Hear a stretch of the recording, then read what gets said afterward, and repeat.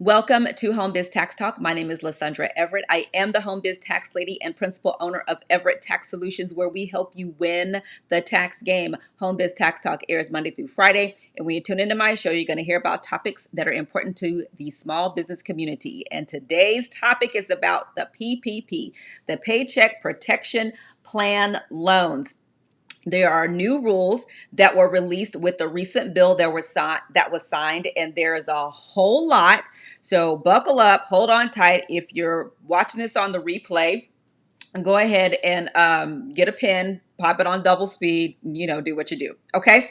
So let's kind of, bring us up to speed. So when the pandemic first hit, we had Paycheck Protection Plan loans.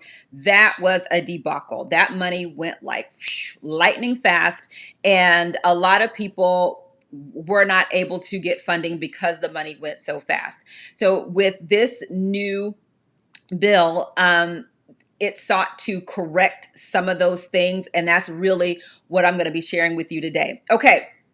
So the first question I always get from people is, if I got one PPP loan, can I get another one? The answer is yes, but there are some stipulations. So I'm going to go through the second draw PPP loans first, and then the first ones, and then we'll keep going. Okay. So like I said, it's a lot. Just know we're going to be here for probably about a good 15 minutes. Okay. So second draws, that yes, they are available, but you have to, they are available for loans up to $2 million. You have to have 300 or fewer employees. You have to have used or will use all of the first PPP loan before the expected date of the second PPP loan to be dispersed. And you have to have used the full amount on PPP loan eligible expenses. Okay, so in order to get loan number 2, you had to have used all the money from loan 1, and you had to have used it on eligible expenses for you to get the second disbursement. You also have to have experienced a revenue reduction of 25% or more in all or part of 2020 compared to all or part of 2019. So you got to have your books in order to know and to be able to prove that you had this 25% reduction in gross receipts. All right, so that's the second draw. So let's go to the first draw. Now, so the Economic Aid Act, that's what this is called. It makes loans available to borrowers who were in operation on February 15th, 2020. So anything prior to February 15th, 2020. Anything after that? Okay, so they were businesses with 500 or fewer employees that are eligible for other SBA loans, sole proprietors, independent contractors, and eligible self-employed individuals. I get that a lot. If I have this kind of business, that kind of business, whatever. If you are a sole proprietor, an independent contractor, self-employed, you are eligible. This includes not-for-profits and churches. I know we got a lot of foolishness about that with the last one. Their food service operations with fewer than 500 employees per physical location. That caused some problems the last time, right? It's a lot, y'all.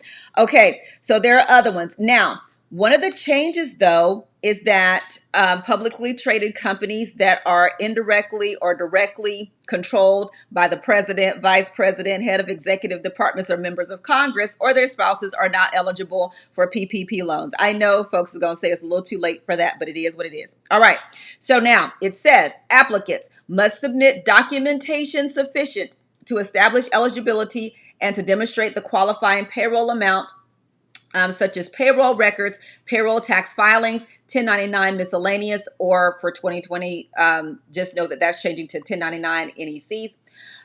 Your Schedule C, your profit and loss from your business, and let's see, and also possibly bank records. Now, the maximum loan amounts, okay?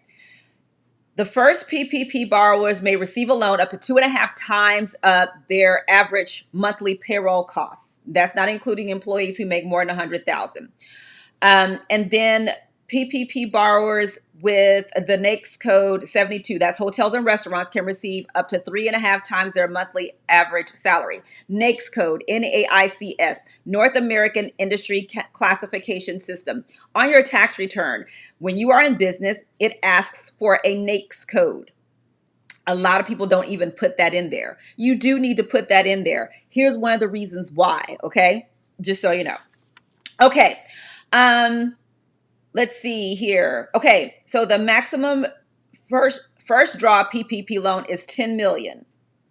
But you still got to provide the 941s, the 940s, all of your wage reports, all of that stuff, okay? You got to provide the documentation. And let me stop here for a moment on documentation, because I really want you all to get this. You know, there's money available, okay? But if you don't have this documentation in place, we talk about bookkeeping records, we talk about all of those things. This is why, all right? Now, there is a list of eligible expenses, so you need to go and look that up. Now, there is going to be a simplified forgiveness application for borrowers who receive $150,000 or less, which is great, okay? It's going to make that process easier. Now, here's something, because, when I tell you they sought to fix it, they were trying to fix it. Minority, underserved, veteran, and women-owned businesses get first crack, all right? The Economic Aid Act sets aside funding for new and smaller borrowers, for borrowers in low and moderate income communities, and for community and smaller lenders. You will recall on the first PPP round, all the big banks hogged up the money and gave it to their best customers, and the little guys were shut out. The money was gone before the little guys even got there, okay? So now they're correcting that.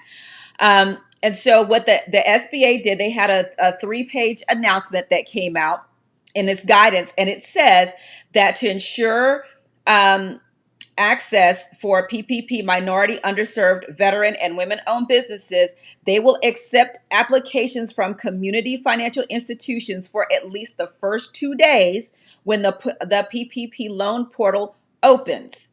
Okay, so you're going to have 48 hours once that portal opens to get your stuff in. Okay, so you got the first 2 days that you get to go first. All right.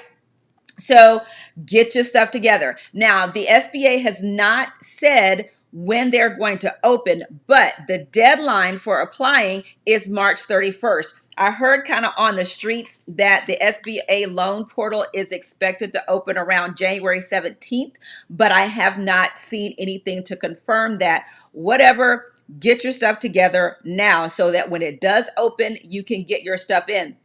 They're also planning to set aside dedicated hours to assist the smallest PPP lenders with their PPP loans. So they really are trying to correct the last mistake.